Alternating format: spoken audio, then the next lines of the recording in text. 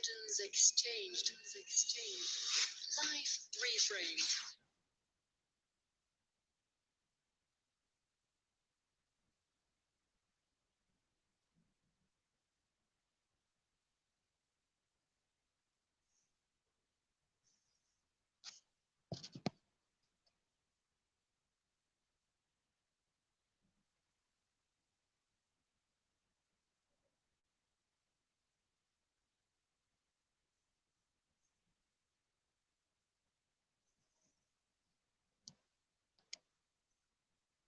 Try it this way. Hi, Glenn. Can you hear me now? I can, yes. Hi. Okay, great.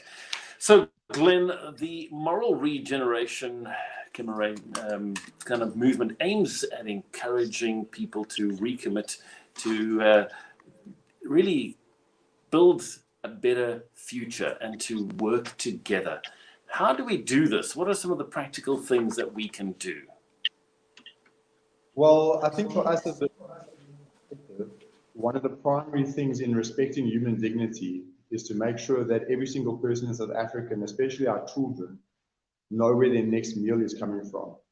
It creates such an unequal society when we have millions upon millions of children that are going to bed hungry every night in South Africa. And it's a real attack on the dignity of parents not being able to provide for their children. So for us, in terms of respecting human dignity, it's important to make sure that we're able to upskill people to grow their own food, and especially to enable or empower parents to provide for their children.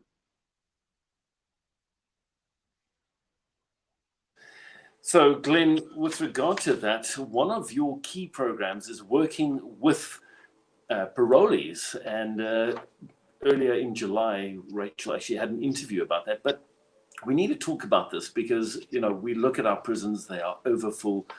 We look at the parole system and we know that there are constraints, there are challenges and so forth. But the beautiful thing is the program provides parolees with skills, with the ability to reintegrate and so forth. Just tell us a little bit more about that program. So we're very blessed at the moment to be working at Polsmoor, Leeuwkop, as well as at the Krugersdorp Correctional Centers, where we work with offenders that are still incarcerated, and we upskill them to repurpose 200-liter drums into vertical planters. So we give them the practical skills on how to do this.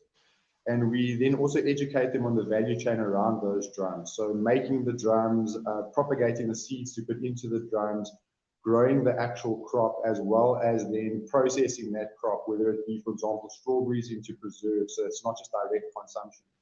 But our mission there is to reintegrate offenders into communities as valuable members of society and as food stewards, so that we give them a sense of purpose and a sense of belonging, which so many of these men and women are missing.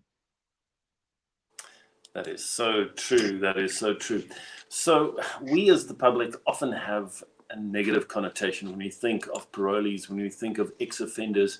How is this urban food program helping to change that perception?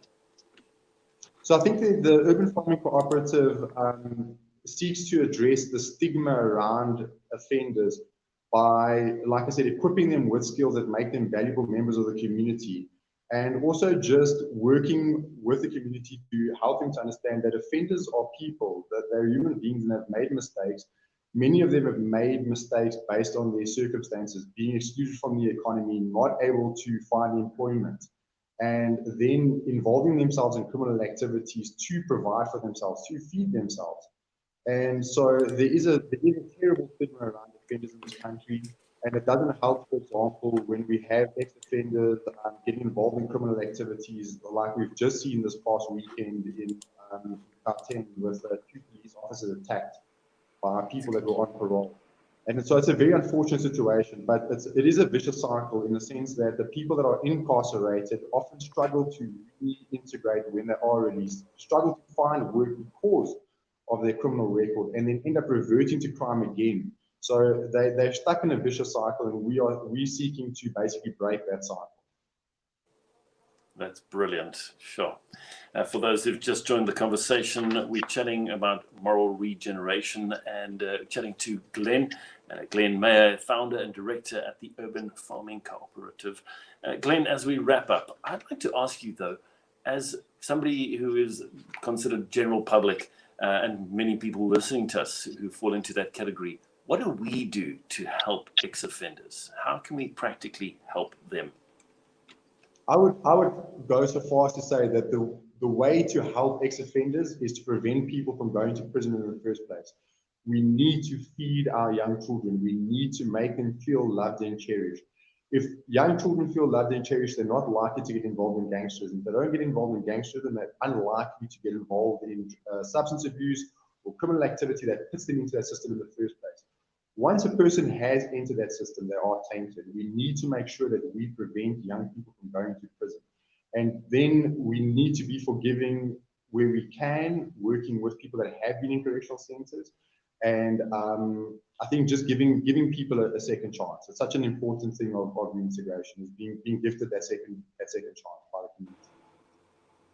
Yeah. That is so good what you just shared there, Glen. Thank you so much. Glen Meyer, where can people find more information about what you guys are doing and how can they possibly come alongside? We'd love to partner with like-minded organizations. Anyone is welcome to contact me directly. My number is 061 582 6161. They can also contact us on our website, www.theufc.co.za. And please have a look at our work on our social media pages. We're on Facebook and Farming Cooperative. But my number again, 061 582 6161. That's probably the easiest way to get hold of us. Definitely.